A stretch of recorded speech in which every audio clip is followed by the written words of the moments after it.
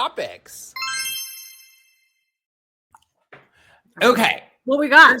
One minor topic that I found out today is that there's a documentary about Renee Elise Goldberry in her, like, the building and creation of Hamilton. If you don't know who that is, she plays Angelica Schuyler in Hamilton, and it's called Satisfied. I only found out about it today, and it has really good reviews. People are saying, like, if you're at all a fan of Hamilton, you like need to see it. It's actually a really real depiction of like whatever it's like, and I'm like, okay, cool. I really, really want to see it. But there's also some other movies out like right now. There's like The Strangers Part 2, which follow me, guys. I'm struggling to understand this structure of The Strangers movies, because we had The Strangers, which came out like when we were in college. 75-minute doll. I loved it.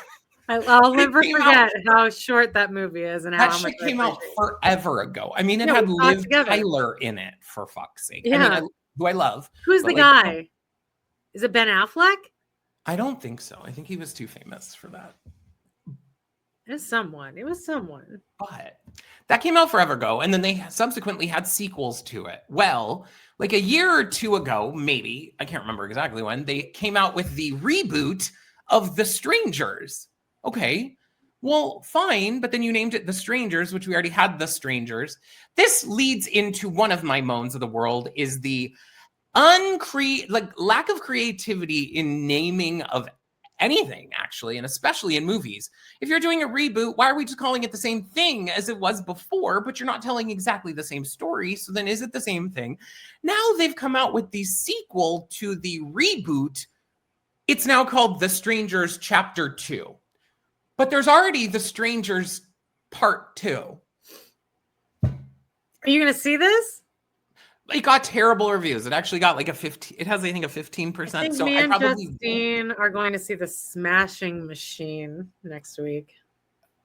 Oh, that has The Rock in it, right? Yeah. See, here's the thing. The choice was between that and another battle, one battle after another. One battle after another. And it's so long. And like, I'm going to have to take like 3 bathroom breaks. And then I texted my dad, do you want to see a movie this week? And he wants to see the Leo one. He said, we'll see. Maybe that Leo one. So now I kind of have to put that on hold for my dad, who ultimately will never go. Okay, but there's another movie coming out starring a lady. A lady? Horror movie. Well, it's already out, actually. It came out this week, I think. It's called Dead of Winter. Would you like to hear about it? Yeah. It says, hit by a blizzard, a grief-stricken loner, Emma Thompson. Emma Thompson! Yeah, I like her. Gets lost among back roads near a Minnesotan lake and stops for help at a remote cabin in the woods. Here she discovers a young woman kidnapped by a desperate couple, one of those being Judy Greer, who are armed. She's in everything, isn't she? She's really.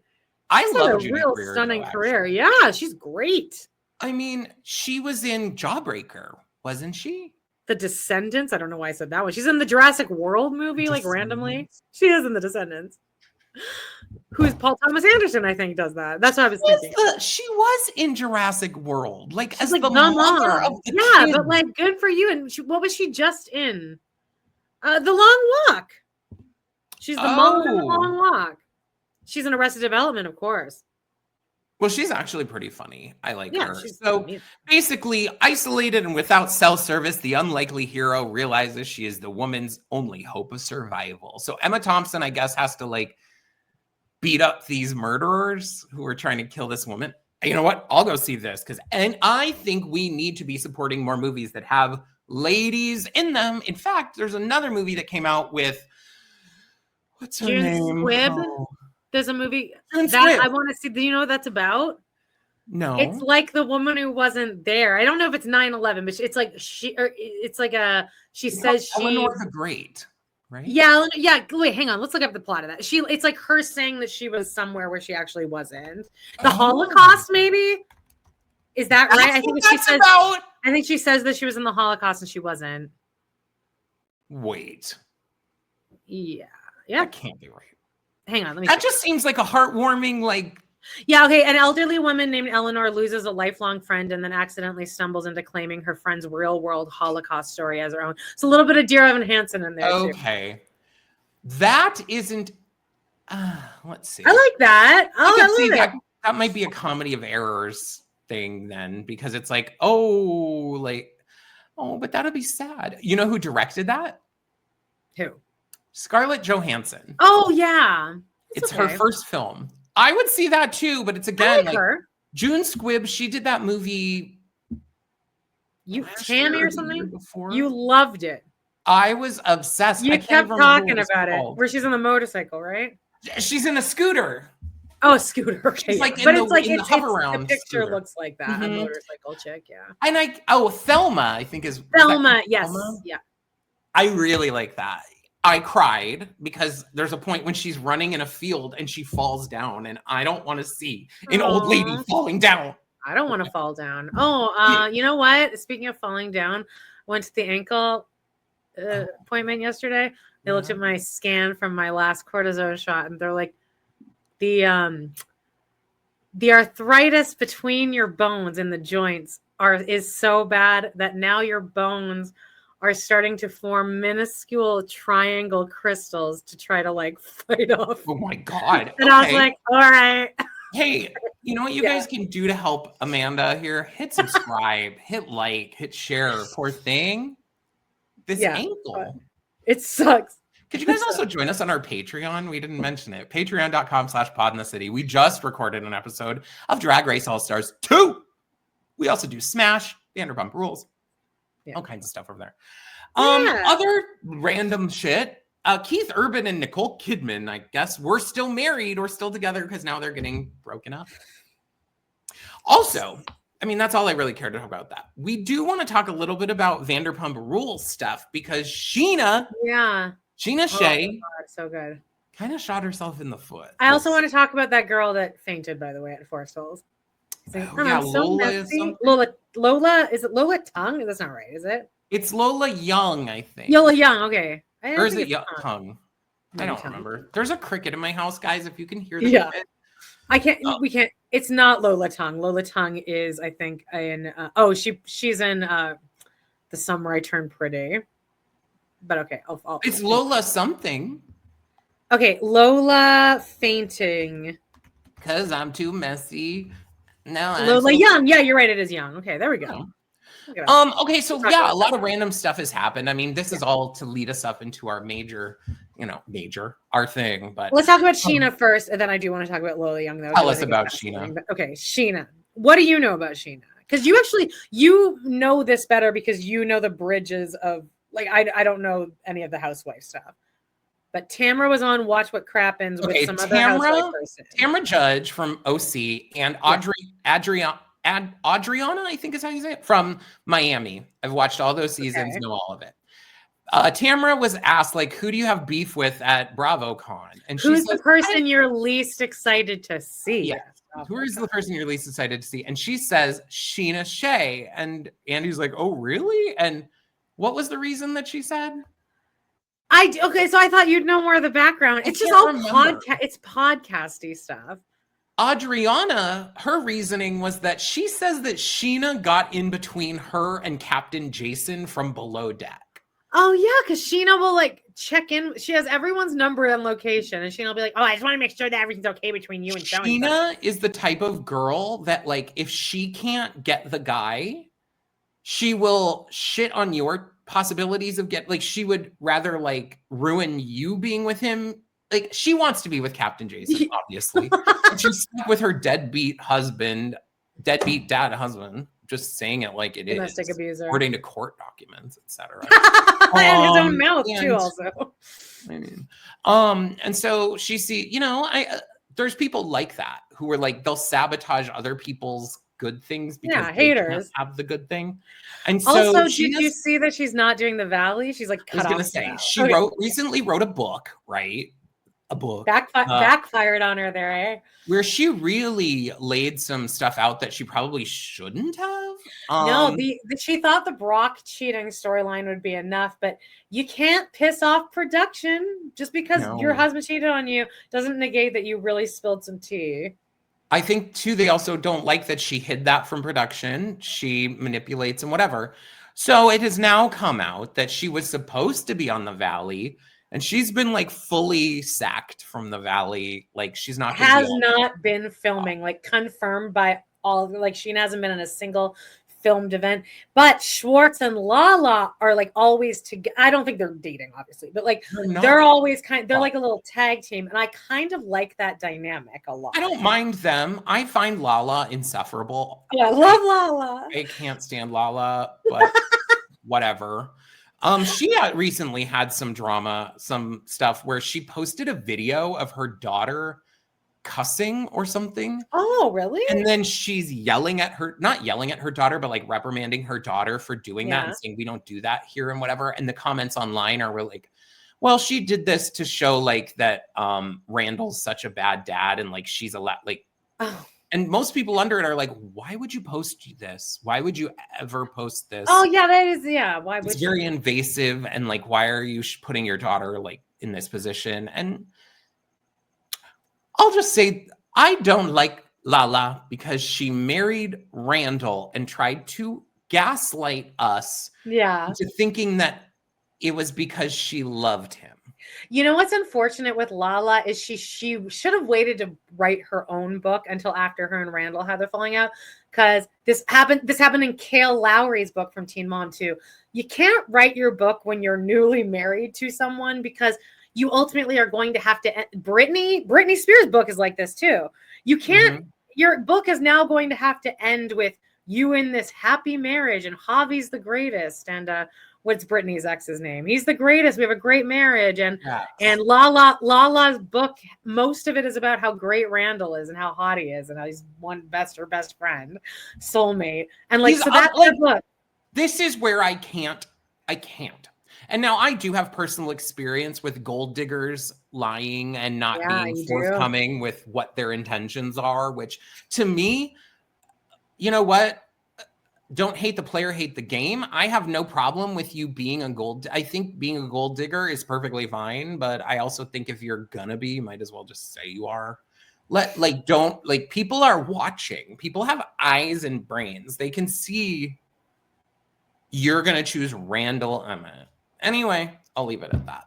And so yeah, Scheana's not gonna be on the Valley, though I don't know that I care. And Lala said Scheana's gonna Scheana. And now Scheana's like, what, Lala? That really hurt my feelings, and you didn't promote my book. And Lala's like, Scheana always has her fingers in something. I know, like, go away. She's so annoying. She's like a gnat. Oh, I remember now why Scheana was involved with Tamra, because allegedly Gretchen told Scheana that in the naked wasted thing that this was the whole contention on this season's of Real Housewives of OC. Mind you, naked wasted happened. And Sheena's trying to get onto OC. She's trying to get onto. That is what someone, who was that, said on Watch What Happens live. Yeah. That's it was Tamra, wasn't it Tamra? Oh yeah, it was. Why? I can't. Scheana sucks. She does. Wait, what did she say to Gretchen though? Well, I believe that Gretchen told Scheana that, because there's this whole contention that Gretchen allegedly told people that after this naked wasted night where Tamra and her son gave Gretchen lots of alcohol to try and get her to hook up with her son to then make her look bad against the man she was already basically trying to get her to cheat on her like husband. And how does Scheana? What the fuck? Scheana, I guess. I know I could be slightly wrong here. Someone can correct me, but Gretchen told Scheana that she did go to the hospital after that and what the details of it. And Scheana told Kiki Monique, who is this TikToker who also has a show on radio, Andy. And then now though in the season, everyone judged this girl, Katie, on OC. And really, Gretchen lied the whole time, because Katie's like, Gretchen told me that she went to the hospital. And there's clips of Gretchen saying she went to the hospital. And then Gretchen's like, I didn't say that. I never said that. It's almost insufferable. This season of OC, I'm not watching it. I'm done with OC because they have this, like a lot of the Real Housewives, they have this thing where they'll have a very white cast, let's say, and then they'll bring in one person of color, and then somehow, I mean, I'm sure it's not, has nothing to do with their race at all, but that person ends up being the like most ostracized, shoved out person. They're treated horribly by the group. And it just so always happens to be a person of color. I watched Salt Lake City, the first episode. Oh yeah. You didn't watch the second episode though, right? Yet? Because that's where I kind of started to, but then I was like, I want to watch Vanderpump. I just want to be watching. I'd rather be watching Vanderpump always. I like Salt Lake City this year enough. I think that they are giving us what we kind of want. And I don't think, I've been rewatching Roni. It's one of my comfort shows. It's one of my comfort shows. Like the old seasons. I'm back in season 3. Yeah. Okay. I might have recapped that. I think you quit before that. Just kidding. How far did I make? Is not what it used to be. And I know this has been it's changed a lot. This is not just a recent occurrence. It's no longer just following people in just like rich, out of touch people in their lives. It's so manufactured in such a way that like Salt Lake City is fine. I still would never like people being like, it's the best Housewives. No, I will. Kristen Wiig was on Good Hang because she's in like that Gabby's Dollhouse movie. Oh, I didn't even know what she was promoting, but I don't even know if she mentioned it. But she's like, oh, I actually don't really watch movies or TV. I watch reality TV. I'm a Bravo girl and I've seen every season of every Housewives. And then Amy's like, what's the best one? If I was going to watch anything, what should it be? And she's like, Salt Lake City is my favorite. She's like, and if you're going to watch any episode, maybe the Sprinter van, Jen Shaw gets arrested. So then they like watch it on the episode. And Amy's like, none of them are taking their sunglasses off. But Kristen Wiig loves Salt Lake City. See, I'm fine. But I think that if you say Salt Lake City is your favorite, I would just and this is me being a snobby bitch, but it's like Drag Race fans whose favorites are all from like season 14, 15, and 16. Okay, yeah. Who don't know the ancient texts.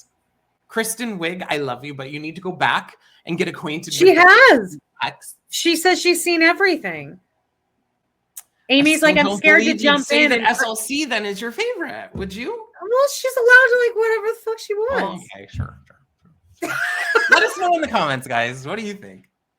You're like, this faggot has too many opinions. Anyway, yeah, what else is going on? Anything? Okay, so what do you think about Lola Young fainting? Because I feel so, I don't know. Is am I helping? It seems like the whole music industry truly loves her from all of the, just the way everyone's reacting to it. Everyone's being very supportive. It seems like she's got a lot of shit going on. But the only thing I know about her is that she sings that, but I'm too messy, then I'm too fucking clean, that song. And I remember she sung at maybe one of those paloozas over the summer. And all the comments from men about how fat she is. And like, this is such a talent. This girl is so talented and not fat and like young and like beautiful. And like, that's the thing I most remember from her is I'm like, this girl hasn't even had a chance to be famous yet. And everyone's talking about how fat and ugly she is. I think that something that's happening now in general is like, people aren't given time to like develop their music careers a lot. Like they're taken from like, they have their, and now I know this has always kind of been this way, but like they'll have one song and then they're doing a tour or like, yeah, she has her one song, which is fine, but they have her tour, like doing nonstop touring and shit and go outdoors in the heat. Yeah. Well, I watched the video and this is me and she's wearing a sweatsuit. It looks pretty breezy though. It looks like more of a windbreaker, like a tracksuit. Take that off. Why are we wearing long? Like that would have made me pass out too. I thought it was creepy. I don't really like to watch stuff like that because they do show the whole thing where she's standing there. You see her look at people. She's looking off stage at people like I think she says people say she's saying faint of. coming. And then she just goes. And then there's arguments about like, oh, it's fake. I don't think it's fake. I think that you can know when a faint is people are like, oh, because you can tell because she doesn't fall forward. And people are like, what the fuck are you talking about? So people in the comments are like, I have epilepsy and like I can tell when something's about to happen, so I can manage to fall a certain way. But there's all these arguments. Is that an argument that when you faint, you only faint forward? The one time I've seen someone faint in front of me, they did fall forward. But I've almost fainted before. I've had time to go somewhere. But like, I think when you feel a faint coming, you can at least kind of prepare yourself for falling, especially if you faint regularly, which it seems like she has. But anyway, also, do you believe that body positivity is now out? Because I actually, unfortunately, think that it is with Ozempic. I think Ozempic has fucked a lot of things up. And people are becoming a lot more comfortable calling women fat again, which I'm just going to say that is the fault of someone who has a really bad spray tan and bad bronzer. That's all his fault. You know what I'm talking about. Guys, context clues here.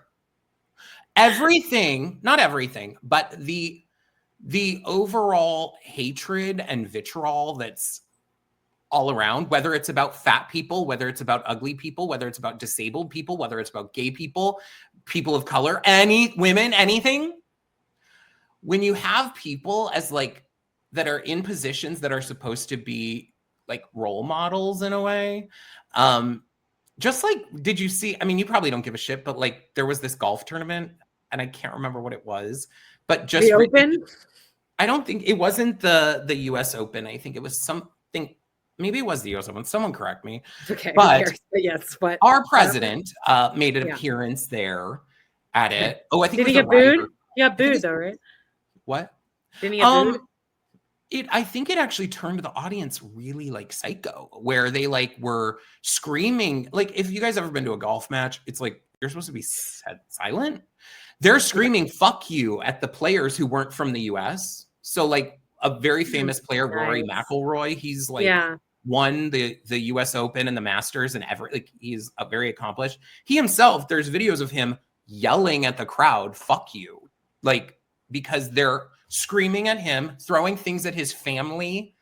They're just love it. What do you think about all those comics going over to Saudi Arabia? I really like Shane Gillis now. I think that's not enough for me to like him. I think he's still a piece of shit. No, but I think he also like has like a foundation for people with Down syndrome too, because his brother has Down syndrome or sister. Well, have you ever seen Shane Gillis's girlfriend? He's very in line because he's on the brand of like, you only care when it affects you. No, I disagree. You know what? Me and Jody talked about him one time. We did an episode of Tires, and everyone in the comments were Tires. Like, what the fuck is that? It's a show on Netflix. I watch it with Jesse. It's like about like guys that work in a tire shop. It's good. Okay. Anyway, people in the comments were like, actually, Shane Gillis like has this persona, but he's actually like a genuinely great, very left-leaning guy. And then I looked into it and I was like, oh, okay, yeah, he is. I think that with the comics going to Saudi Arabia, I think the world's gone mad. I can't quit going to therapy yet. I keep trying to wean off. You shouldn't quit smoking weed yet either, babe. I'm trying. Trust me, guys. I'm like, I want to quit smoking weed. I would like to wean off of therapy, maybe go once every 2 weeks. But literally, it feels like I can't. Anyway, let's get into the other subject. Jeez. Do you want to do wait, shouldn't we do a little Wicked watch? Is there anything? No. Is there? Can you think of anything? I think so. I feel like we've seen stuff happen with the girls. They recently did. They're making a concert version, and a bunch of people got to go to it. So that's supposed to air in November. I'm just excited. I keep watching the trailer, looking forward to it. I do think they had a weird thing where they kind of like spoiled some stuff in the trailer. Yeah, I guess. Who doesn't know that? Not, though? I know that. guess, like I guess. Well, no, that's not really it. 100%. But the fact that you see a Tin Man, that doesn't really spoil anything. I think Ethan Slater spoiled it by being like, look at this picture of me as the Tin Man, me. But I'm Bob. pretty sure you hear his voice say, "What did you do to me?" Okay. I can't wait for Wicked Witch of the East. I would have kept those out, but I understand they're trying to they're trying to market off of the nostalgia of the original of Wizard of Oz. Like they want to make sure those characters really are focused on figuring out who Dorothy is. I don't give a fuck. Cynthia Erivo came out and said that you won't see Dorothy. Yeah, just like in the show. So that it can be, they're using it as like they were so genius for this. But in the original, in Wicked on stage, you don't see Dorothy. I only think you see maybe even an outline, like a shadow of her, don't you? When she throws the bucket on Elphaba. Yeah. You don't ever see the character really. So for the last year, people have been like, "Oh, it's Alicia Weir and it's Maddie Ziegler," and like someone's like, "Oh, it's Sabrina Carpenter." Okay, and Cynthia Erivo did come out and just said like, "It's no one. And you guys can just keep your vision of who Dorothy was previously, and then which we don't need that in the story." And I'm hoping that's what they did because as they extended the first half. They're obviously extending the second half. No, the second half is actually only 2 hours long. Did you know that? What? There's 2 new songs in it. Yeah. Oh, did you see that Girl in the Bubble thing that is like AI? But there's a song. They're like, this is the song that Ariana sings because the song she sings is called Girl in the Bubble. But somebody composed it. And I think it's them singing, but they have it AI to sound like Ariana. And the song is fierce. Oh. And it sounds like a Steven Schwartz. It's like, I'm the girl in the bubble. You haven't heard this? It's been like all over my shit. It's now a sound. Okay, well, they're doing that too. What I don't love, and here's my haterness and whatever, but they've released the track list. Yeah. Okay. And like that Girl in the Bubble song is the second to last number. Yeah, 11 o'clock. Glinda. Sorry, y'all. Whoever Glinda lovers. Glinda should not have the 11 o'clock number in the second act of Wicked. Well, isn't the second act kind of more about Glinda and the first act is more about Elphaba? No. I feel like it's... second act, she's the villain in the... full villain in the second act. I don't know. I think what is this feeling? The first song she sings. Because happy is what happy. Yeah, couldn't be happier. I think that's like such a people don't talk about that song, but I feel like that's like one of the best acting songs for any woman in music. It's really a lot like the Meadowlark. Well, no, in the first Wicked, when she has the one song, the Good News, right? I don't remember. Yeah, but then it's like that retrospective part where she goes into she has to be this version for that, but she really feels this way. That's a similar thing for the I Couldn't Be Happier. I mean, she's speaking in. Yeah. And I think Ariana is going to kill it with the acting in that. I really do. I think it's going to be amazing. What? You thought, name one bad thing about her in that first movie. I thought Ariana was much better than I was expecting her to be in the first one. I still... Sorry, not sorry. I still think that Cynthia Erivo can act laps around Ariana Grande. I don't look at Ariana Grande as much as acting. Also because I think her whole life is acting, right? I don't think Ariana Grande knows who she is. If we're gonna let's go in that. Do you think her and Ethan are broken up? I think they absolutely are. There's no chance. I think it would be smart if their breakup was a part of the marketing for this, because then people would rally around her more.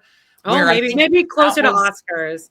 I think they kind of good idea. They got away really well with that somehow. Yeah, they really did under the radar of whoever they hired to handle that, like really killed it. Because in case you guys don't know, Ethan Slater had a newborn baby when he cheated on his wife. who was a high school Ariana. sweetheart, moved them to wherever they were filming. Ariana held the baby and like went on and on about how much of a beautiful family they were, and then fucked him.